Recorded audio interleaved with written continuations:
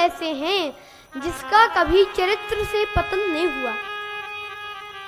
एक बार रावण कुंभकर्ण के पास पहुंचा तो कुंभकर्ण ने कहा कि लंकापति, आज तुम बड़े उदास दिख रहे हो। तुम चिंतित आज दशानन क्यों? तुम क्यों चिंतित हो? रावण बोला, हर ली हमने मिथिलेश कुमारी, हमने मिथिलेश कुमारी का हरण कर लिया। कुंभकर्ण बोला, अधिकार किया तुमने उन पर? तुमने उन पर अधिकार किया?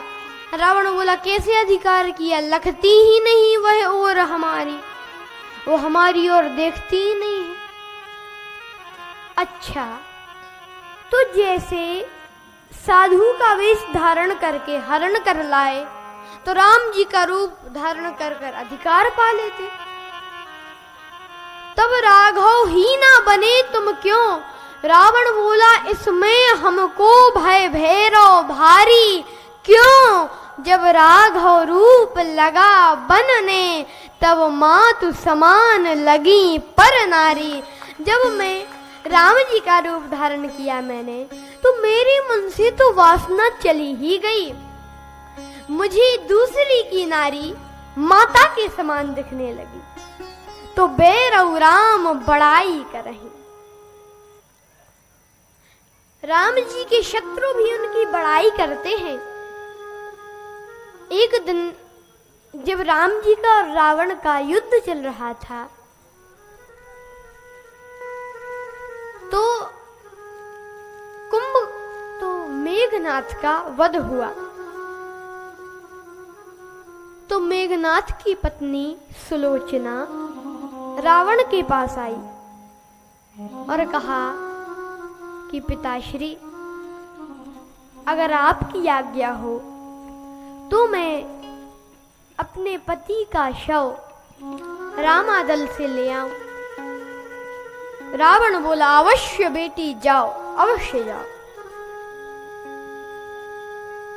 अब दरबारी सोचे कि महाराज, सभा में था उस समय रावण, दरबारी सोचे कि महाराज आपकी 10-10 बुद्धियां हैं, एक में भी समझ नहीं है, 20-20 नेत्र हैं, एक से भी दिखाई नहीं देता।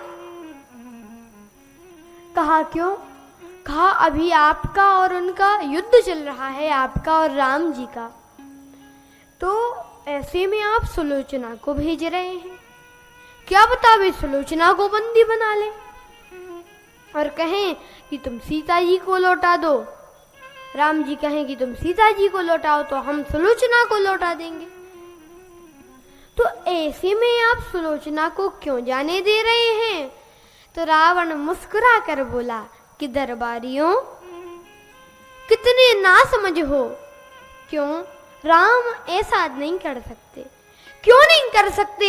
जब आपने उनकी पत्नी का हरण किया है तो वे भी तो सुलोचना को बंदी बना सकते हैं। रावण बोला, इसलिए क्योंकि ये काम रावण का है, ये काम राम का नहीं है।